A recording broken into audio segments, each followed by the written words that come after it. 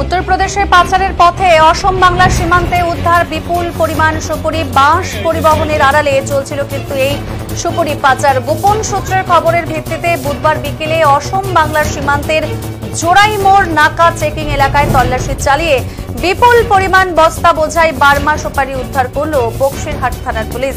ঘটনায় লরি চালক জম্মু কাশ্মীরের বাসিন্দা গুরিজিন্দর সিং ও খালাসি অসমের শিলচরের বাসিন্দা স্বপন দাসকে গ্রেপ্তার করেছে। পুলিশ সূত্রে জানা গেছে, বুধবার আসামের শিলচর থেকে উত্তরপ্রদেশে পাচারের উদ্দেশ্যে এই সুপারিগুলি নিয়ে যাওয়া হচ্ছিল। আর সেই গোপন সূত্রে খবরের ভিত্তিতে কোচবিহার জেলার শেষ প্রান্ত অসম বাংলার সীমান্তে জোড়াই মোড় নাকা চেকিং এলাকায় অসমের দিক থেকে আসা একটি 16 চাকা লরিকে আটক করেন কর্তব্যরত পুলিশ কর্মীরা। এবং পুলিশ কর্মীরা বৈধ নথি দেখতে চাইলে নথি কিন্তু দেখাতে ব্যর্থ হয়েছে গাড়ির চালক। এরপর পুলিশ কর্মীরা সন্দেহজনক ওই লরিতে তল্লাশি চালাতেই পুলিশ কর্মীদের চক্ষু চড়ক গাছ। বাঁশের টুকরোর আড়ালে লরিতে বস্তা ভর্তি পাচার হচ্ছিল বার্মা সুপারি। বাঁশ পরিবহনের আড়ালে সুপারি পরিবহনের কোনো বৈধ নথি দেখাতে পারেনি চালক ও খালাসিকে গ্রেপ্তার করেছে পুলিশ এবং বাজেয়াপ্ত করা হয়েছে 26 টন বার্মা সুপুরি। ঘটনাস্থলে আসেন কোচবিহার জেলা পুলিশ সুপার দ্রুতিমান ভট্টাচার্য। এ বিষয়ে জেলা পুলিশ সুপার জানিয়েছেন, অসম বাংলা সীমান্তে প্রতিনিয়ত নাকা তল্লাশি চলে।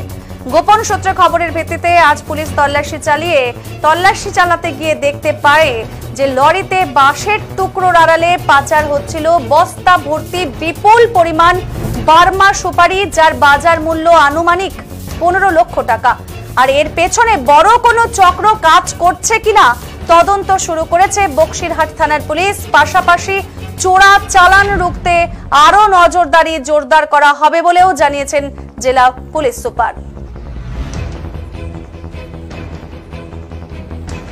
আসাম বাংলা সীমান্তে বক্সিরহাট থানা এলাকাতে আমরা বিশেষ নজরদারি চালাই সবসময়, যার ফলে বিভিন্ন সময় বিভিন্ন ধরনের ইলিগাল মাল বাজেয়াপ্ত করা হয়। আজকে একটি ট্রাকে করে আমাদের কাছে গোপনে খবর ছিল যে তাতে সুপারি যাচ্ছে, নিয়ে যাওয়া হচ্ছে, কিন্তু মালটা দেখানো হয়েছে এই যে বাঁশের টুকরো হিসেবে, সেগুলো দেখানো হয়েছে, কিন্তু তার ভিতরে খুলে দেখা গেল যে এগুলো শুধু দামা চাপা দেওয়ার জন্য সামনেটায় বাঁশের টুকরো রাখা হয়েছে, বাকিটায় 26 টন সুপারি রয়েছে। এটা আসামের কোনো জায়গা থেকে ইউপিতে যাচ্ছিল বলে খবর আছে। আমরা দুজনকে গ্রেপ্তার করেছি, আরও তদন্ত করে দেখছি। আর নজরদারি চালাবার জন্য আমাদের এখানে বিশেষ সিসিটিভির বন্দোবস্ত রয়েছে, আমাদের রয়েছে, ওয়াচ টাওয়ার রয়েছে, ইত্যাদি দিয়ে আমরা এখানে নজরদারি করি।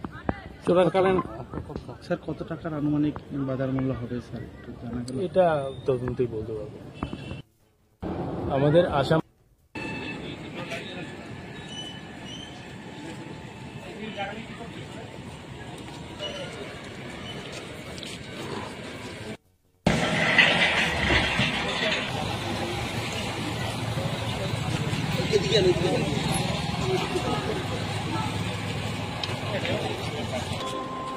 পিছিয়ে তোলো, সবারই পিছিয়ে তোলো।